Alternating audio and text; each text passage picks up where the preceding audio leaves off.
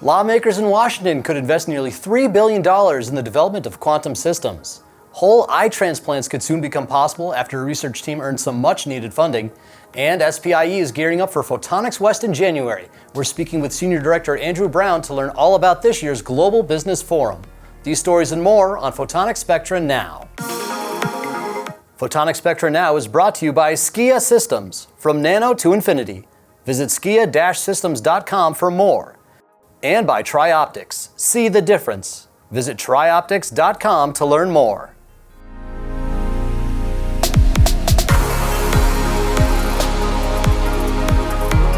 Hi, and welcome to Photonics Spectra Now, covering your top headlines in the world of photonics. I'm Joe Kaczynski, a senior editor with Photonics Spectra. Washington could use nearly $3 billion to advance R&D efforts around quantum tech. The Senate is introducing a bill that could set aside $2.7 billion for federal science agencies over the next 5 years. The National Quantum Initiative Reauthorization Act shifts the focus from basic research to practical applications.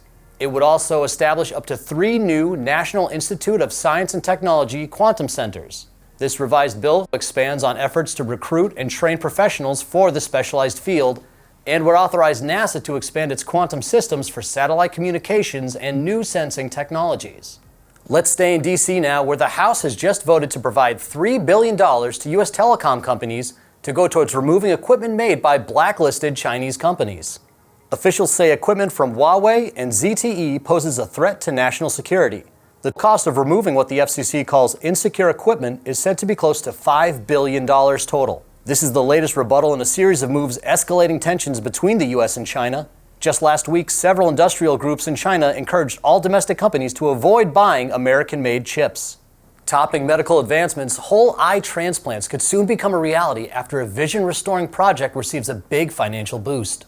The Advanced Research Projects Agency for Health will give a multi-institutional team $56 million. Now, that money will be distributed over 6 years to support strategies for whole eye transplants.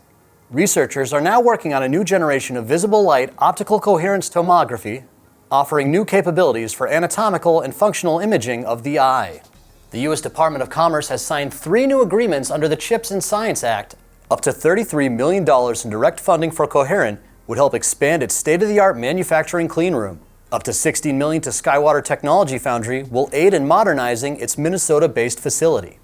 And up to $50 million to X-FAB will help grow its silicon carbide foundry facility. AIM Photonics and Cornell University's School of Electrical and Computer Engineering are now leading research teams on the Quantum Ultra Broadband Photonic Integrated Circuits and Systems Project, or QPICS. The project, operated through Nordtech, the Northeast Regional Defense Technology Hub, is expected to receive more than $8 million.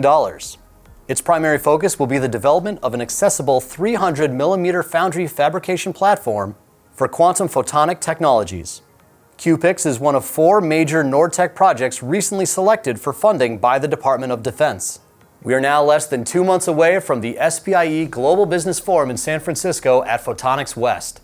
It's a unique opportunity for professionals to network with their peers from around the world and to gain insight into the direction of the industry. With a preview on what we can expect from this year's event, here's SPIE Senior Director, Dr. Andrew Brown. We're going to hear from a whole range of speakers, starting from high level, what's happening in the global economy, a deeper dive into some businesses. We'll be talking about the semiconductor market. We'll be talking, our team, various analysts from top companies around the world will be doing deeper dives into markets and trends. We'll be releasing the new SPIE industry market update every year, global market update.